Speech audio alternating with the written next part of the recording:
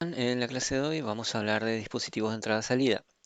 Además de proporcionar abstracciones como los procesos de hilos, espacios de direcciones y archivos, un sistema operativo también controla todos los dispositivos de entrada-salida de la computadora.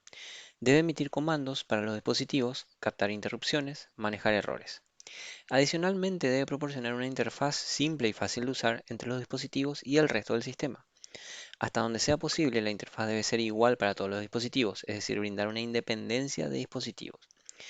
El código de entrada-salida representa una fracción considerable del sistema operativo total.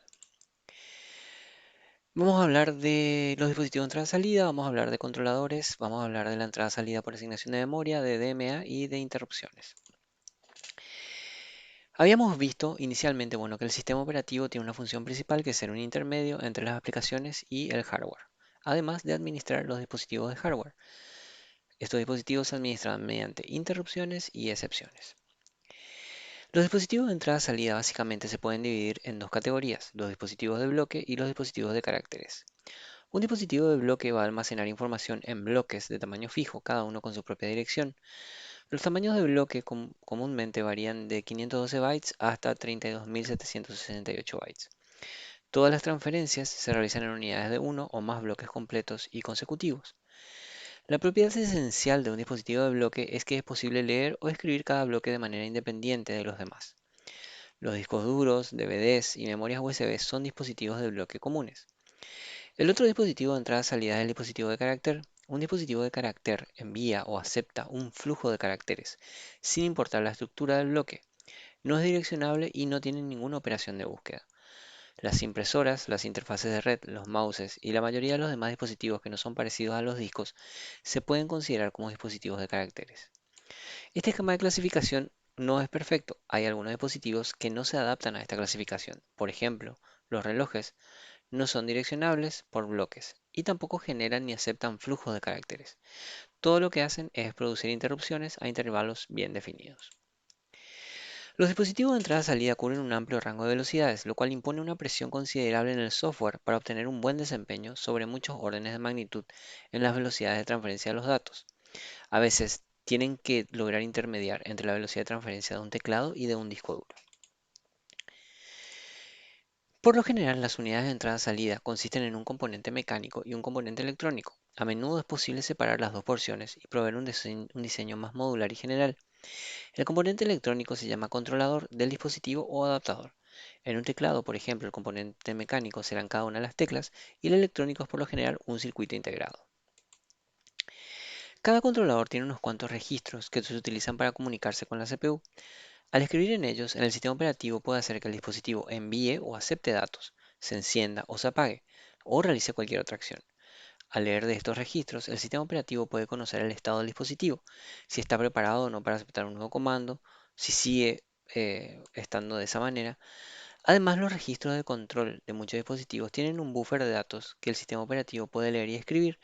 Por ejemplo, una manera común para que las computadoras muestren píxeles en la pantalla es tener una tarjeta RAM o una memoria de video, la cual es básicamente un buffer de datos disponibles para que los programas o el sistema operativo escriban en él.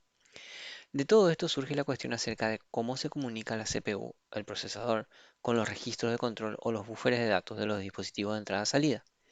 Existen dos alternativas. En el primer método, a cada registro de control se le asigna un número de puerto de entrada-salida, un entero de 8 o 16 bytes, y el conjunto de todos los puertos de entrada-salida forma el espacio de puertos de entrada-salida y está protegido de manera que los programas de usuario ordinarios no pueden utilizarlo, solo a través del sistema operativo. El segundo método es asignar todos los registros de control a un espacio de memoria RAM. A cada registro de control se le asigna una dirección de memoria única. Este sistema se conoce como entrada-salida con asignación de memoria o mapped memory. Por lo general, las direcciones asignadas se encuentran en la parte superior del espacio de direcciones y no es accedido por ningún programa de usuario.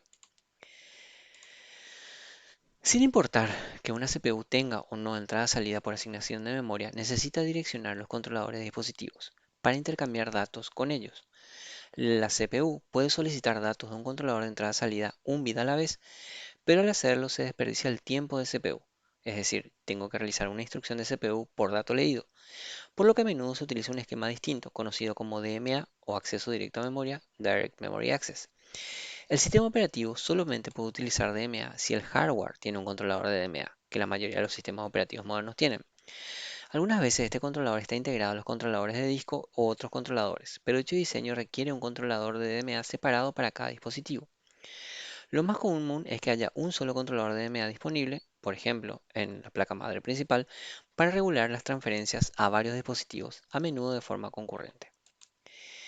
Sin importar cuál sea la ubicación física, el controlador de DMA tiene acceso directo a un bus del sistema de manera independiente al procesador. Contiene varios registros en los que el procesador puede escribir y leer. Estos incluyen un registro de dirección de memoria, un registro contador de bytes y uno más registro de control. Los registros de control especifican el puerto de entrada-salida a utilizar, es decir, a qué dispositivo voy a estar leyendo o escribiendo, la dirección de transferencia, si es que voy a leer o voy a escribir, y la unidad de transferencia, un byte a la vez o varios bytes a la vez. Cuando se utiliza DMA, el procedimiento de lectura de disco no usa la CPU para transferir datos del dispositivo de entrada-salida a la memoria. Esto en realidad es controlado por la DMA. Primero, la CPU programa el controlador de DMA, para lo cual establece sus registros de manera que sepa qué debe transferir y a dónde.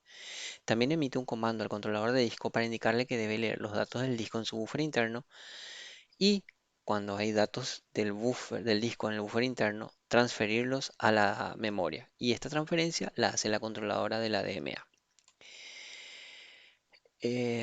Cuando se completa la escritura, el controlador de disco envía una señal de reconocimiento al controlador de DMA y el DMA genera una interrupción a la CPU para hacerle saber que la transferencia está completa.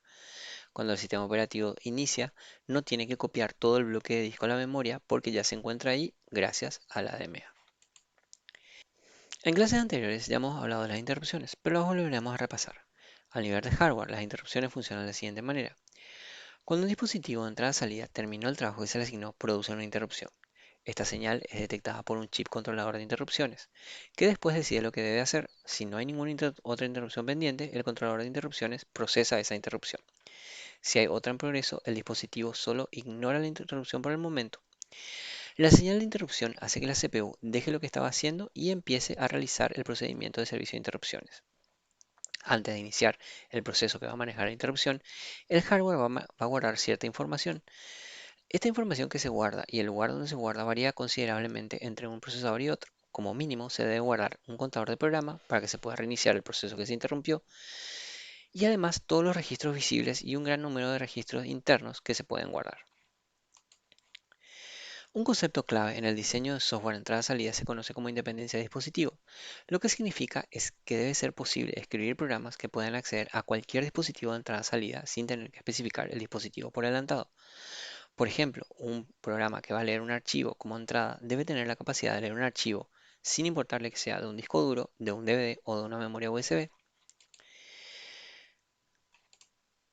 Un objetivo muy relacionado con la independencia de los dispositivos es la denominación uniforme. El nombre de un archivo o dispositivo simplemente debe ser una cadena o un entero sin depender del dispositivo de ninguna forma.